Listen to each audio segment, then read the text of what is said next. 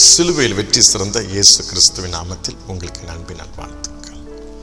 இன்றிலிருந்து ஆண்டவர் சிலுவையில் தொங்கின பொழுது சொன்ன 7 வார்த்தைகளை குறித்து நாம் இன்றைக்கு தியானிக்க இருக்கிறோம். லூக்கா 23:34 பார்க்கும்போது, பிதாவை இவர்களுக்கு மன்னியும், தாங்கள் செய்கிறது என்னதென்று அறியாதிருக்கிறார்கள். ஆண்டவர் எல்லாருடைய பாவத்தையும் அக்கிரமத்தையும் மன்னித்தார்.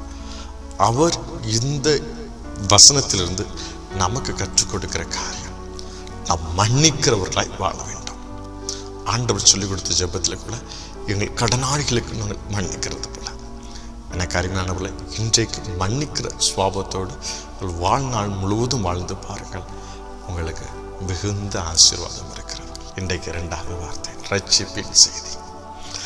ஒரு கல்லை தான் பாவத்தை உணரலை, இன்னொரு கல்லை பாவத்தை உணர்ந்தான். அவனை பார்த்து ஆண்டவர் சொன்ன காரியம் லூக்கா 23:43 பார்க்கும்போது, இன்றைக்கு நீ என்னோட கூட பரதேசில் இருப்பாய் என்று மெய்யாகவே உனக்கு சொல்லுகிறேன், கன்ஃபார்மாக உனக்கு சொல்கிறேன்ப்பான்னு சொல்லி ஆண்டவர் சொன்னார்.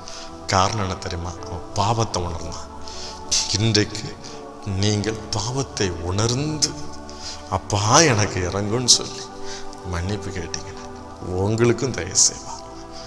எந்த சூழ்நிலை இருந்தாலும் உங்களை ரட்சிக்கும் தான் சிலுவையில். இன்றைக்கு 3வது வார்த்தை, நட்புறவின் செய்தி அல்லது பொறுப்புணர்வின் செய்தி. ஆண்டவர் அதை மறிக்கிற கடைசி தருவாயில் தன்னுடைய தாயை பார்த்து சொன்ன காரியம். யோவான் 19:26-27 பார்க்கும்போது, ஸ்திரியை அதோ உன் மகன், சீஷனை அதோ உன் தாய். இது எதை குறிக்கிறது? அந்த கடைசி தருவாயில் தன் பொறுப்புணர்வோடு தேவன் செயல்பட்டார். நாம் எந்த சூழ்நிலையிலையும் நமக்கு கொடுக்கப்பட்டிருக்கிற பொறுப்புணர்வோடு செயல்பட வேண்டும். தகப்பனின் தாயும் கனப்படுவாய் என்று வேதவசனம் சொல்கிறது. கருமையானவர்களே, இன்றைக்கு கீழ்ப்படிந்து வாழ்ந்து பாருங்கள், ஆண்டவர் உங்களையும் ஆசீர்வதிப்பார். இன்றைக்கு 4வது வார்த்தை, பாடுகளின் செய்தி. என் தேவனே என் தேவனே ஏன் என்னை கைவிட்டு என்று சொல்லி மத்தேயு 27:46 பார்க்க முடிகிறது. ஆண்டவர் அந்த பாடுபட்டதனாலதான் முழு மண்ணுக்குலகத்திற்கும் ஒரு மீட்பு கிடைத்தது. எனக்கு அருமையானவர்களே, பிரச்சனை கூட போறீங்களா? அவர் அந்த பிரச்சனையை மேற்கொண்டார், நீங்களும் மேற்கொள்வீர்கள். உங்கள் வாழ்க்கையில் பாடுகள் உங்களை மேற்கொள்ளாது, நீங்கள் பாடுகளை மேற்கொண்டு ஜெயமுள்ள வாழ்க்கை வாழ்வீர்கள். ஆண்டவர் சிலுவையில் பாடுகளை மேற்கொண்டதனால் எல்லாருக்கும் மீட்பு கிடைத்தது, உங்களுக்கு மீட்பை கொடுப்பார். ஆண்டவர் சொன்ன அந்த 5வது பொன்மொழி வார்த்தை, தாகமாயிருக்கிறேன். யோவான் 19:28 பார்க்கும்போது, ஆண்டவர் என்ன தாகமாயிருந்தார்? ஆத்தும தாகமாயிருந்தார். தன்னுடைய சரீரத்தில் இரத்தங்கள் பீரிட்டு ஓடிக்கொண்டிருக்கிறது. அந்த நேரத்திலும் அவருக்கு ஒரு இயக்கம், தாகம், ஆத்ம தாகம். எனக்கு அருமையானவர்களே, இந்த 5வது வார்த்தை ஆத்ம தாகத்தின் செய்தி. அவர் கடைசி வரைக்கும் ஆத்ம பாரம் உள்ளவராயிருந்தார். உங்களையும் அதற்காக அழைக்கிறார்.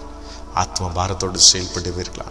இன்றைக்கு 6வது வார்த்தை, ஒரு வெற்றியின் செய்தி. ஆமா, முடிந்தது. ஆண்டவர் இந்த உலகத்தில் வாழ்ந்த நாட்களில் பிதாவின் சுத்தம் செய்து வாழ்ந்து முடித்தார். இது எதை குறிக்கிறது? நீங்களும் நானும் பிதாவின் சுத்தம் செய்து வாழ வேண்டும் என்பதை ஆண்டவர் கற்றுக் கொடுத்து சென்றார். அந்த பாடத்தை கற்றுக்கொண்டு நாமும் அந்த பாதையில் ஓடுவோம், நம்மையும் அவர் ஆசீர்வதிப்பார். எனக்கு அருமையானவர்களே, இன்றைக்கு உங்களுக்கு கொடுக்கப்பட்ட வாழ்க்கை சரியாய் பிதாவின் சுத்தத்தை செய்த உங்களுடைய வாழ்க்கையை முடிப்பீர்களானால் உங்களுக்கு நீதியின் கிரீடம் இருக்கிறது. 7வது வார்த்தை, ஒரு அர்ப்பணிப்பின் வார்த்தை. லூக்கா 23:46 பிதாவே, உம்முடைய கையில் என் ஆவியை ஒப்பு கொடுக்கிறேன். கடைசி வரைக்கும் அர்ப்பணித்து வாழ்ந்தார் என் ஆண்டவர், என் இயேசு.